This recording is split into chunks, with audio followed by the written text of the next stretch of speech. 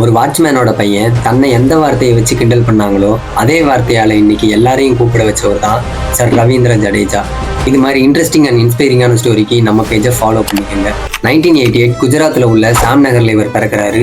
தன்னோட 8 வயதிலேயே இவருக்கு கிரிக்கெட் விளையாடணுங்கிற ஆசை வருது. அதை தன்னோட வீட்லயும் சொல்றாரு. அவங்களும் போலீஸ் கோச்சான சௌஹான் அப்படிங்கிறவரோட அகாடமியில சேர்த்து விடுறாங்க. அவர் ஃபர்ஸ்ட் ஃபீல்டிங் தான் முக்கியம்னு அதை கத்துக் கொடுக்குறாரு. ஒரு ஃபாஸ்ட் பவுலரை ஸ்பின்னரா மாத்தினவர் இவர் தான். அதுக்கப்புறம் அகாடமியில் நடந்த மேட்ச்ல இவர் சரியா பவுலிங்கும் பண்ணல, அதிக ரன்னும் கொடுத்துறாரு. அதனால சௌஹான் கிரவுண்டுக்கு நடுவுலயே இவர் அடிக்கவும் செய்யறாரு. அதுக்கப்புறம் இவரோட அம்மா வீட்டுல நடந்த ஒரு சின்ன ஆக்சிடென்ட்ல இறந்தும் போறாங்க. அதுக்கப்புறம் 2006ல இந்தியா டீம்ல செலக்ட் ஆகுறாரு. அதுல நல்லா பெர்ஃபார்மும் பண்ண முடியல. இதனால நிறைய பேர் இவரை சார்னு சொல்லி கிண்டல் பண்ணிட்டு வந்தாங்க.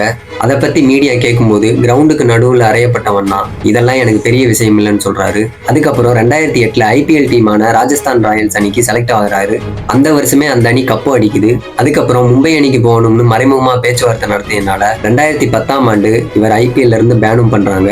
அதுக்கப்புறம் இவரோட விடாமுயற்சியால 1986ல அனில் கும்ப்ளேக்கு அப்புறம் ஒரு நம்பர் 1 இந்தியன் பவுலர் ரேங்கிங்ல இவர் இடமும் பிடிக்கிறாரு. பல ஆஸ்திரேலியன் பிளேயர்களுக்கு நடுவுலையும் இவர் ஒரு நம்பர் 1 ஆல்ரவுண்டரா உணர வச்சாரு. 2023ல ஐபிஎல் ஃபைனல்ல 2 பாலுக்கு 10 அப்படிங்கிற நிலைமையில கிட்டத்தட்ட எல்லாரும் அவ்வளவுதான் முடிஞ்சுன்னு நினைச்சப்போ 2 பாலுக்கு 10 ரன் அடிச்சு கிட்டத்தட்ட பாதி இந்தியர்களை கொண்டாட வச்சவர் இவர் தான் சர் ரவீந்திர ஜடேஜா.